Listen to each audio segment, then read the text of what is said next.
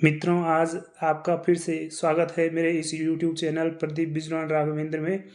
दोस्तों, आज कुछ प्रेरक रचना है मेरे पास, कुछ पंक्तियां हैं और सबसे विशेष और बेहतर ढंग से मैंने जो टाइम मशीन के बारे में कल आपको बताया था, उसके कुछ तथ्य हैं, लेकिन उससे ज़्यादा कहीं तथ्य मैं आगे तभी प्रस्तुत करूंगा यदि आप मेरे चैनल को सब्सक्राइब करोगे, लाइक करोगे और शेयर करोगे, क्योंकि तभी मैं समझूंगा ये ज़्यादा से ज़्यादा लोगों तक पहुँच पा रहे हैं और लोग इसका हो सके लाभ उठा रहे हैं, अथवा उनको रोमांच भी इससे मिल रहा है।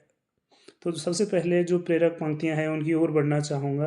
हौसले जो उड़े उड़ानों में, हौसले जो उड़े उड़ानों में, आसमां ने भी रास्ता जैसे जन्नत का पहुंचाने को खातिर उनके दे दिया। हौसले जो उड़े उड़ानों में, तो जन्नत पहुंचाने का रास्ता भी उन्हें जैसे दे दिया, लेकिन संगत में पड़ा जब वह कुसंग की, तो मानो स्थान उस तारों का छूने का बस एक उस गलती से अधूरी का अधूरा रह गया।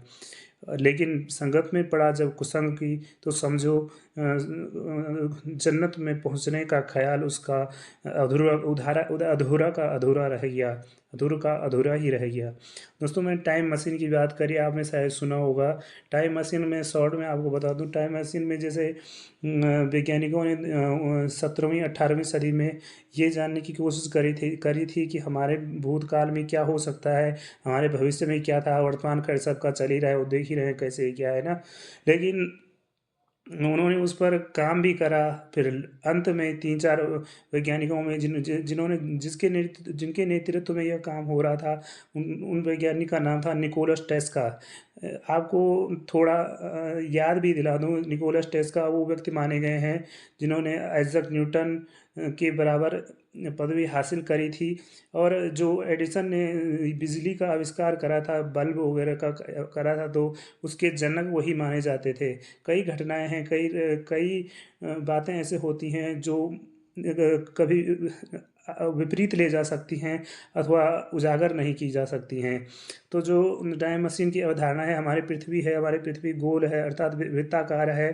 तो आपने देखा होगा, जब वृत्त में हम एक लाइन किसी केंद्र बिंदु से एक आधी लाइन खींचे तो वह त्रिज्या कहलाती है, और पूरी लाइन खींचे तो वह व्यास कहलाता है।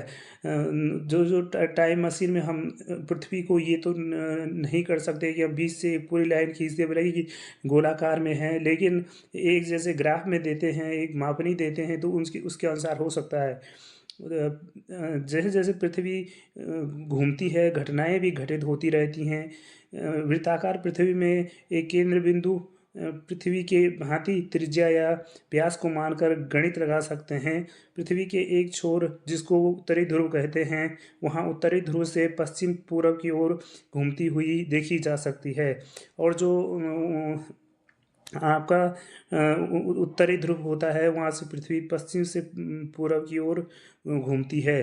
अगर उनमें से एक ऐसी युक्तियाँ विकसित की जाएं कि पृथ्वी के दो छोर पे दो ऐसे यंत्र रखे जाएं जो कैमरे की तरह अपने अपने में कैप्चर करती रहे घटनाओं को, चित्र को। तो जैसे माना हम वर्तमान में कोई मशीन वैसे रखी, तो वो वर्तमान को ही दर्शाएगी, और जो आगे सरकती जाएगी वो धीरे धीरे जो कैमरे हैं वो विशेष युक्ति है तो वो उनका अवलोकन करेगी, उनके बारे में समझोगी, प्रत्येक के बारे में एक जीवनी सी अपने में उतार देगी। और अंत में देखने पर हम ये तो असंभव तो नहीं है, लेकिन बहुत मुश्किल बात है, जिसके बारे में मैं आपको बाद में बताऊंगा, कि वे भविष्य में पहले ही बता दें कि ये हो रहा है भविष्य में। इसमें साधारण सी बात है, वो जो पृथ्वी के घूर्णन के अनुसार हर चीज़ का विश्लेषण करेंगी, और जो युक्तियाँ हैं वो ये भी नोट करेंगी कि आदमी ने कब क्या करा था, कब क्या कर रहा है। तो धन्यवाद मित्रों, मेरे चैनल को एक बार सब्सक्राइब अवश्य कीजिएगा।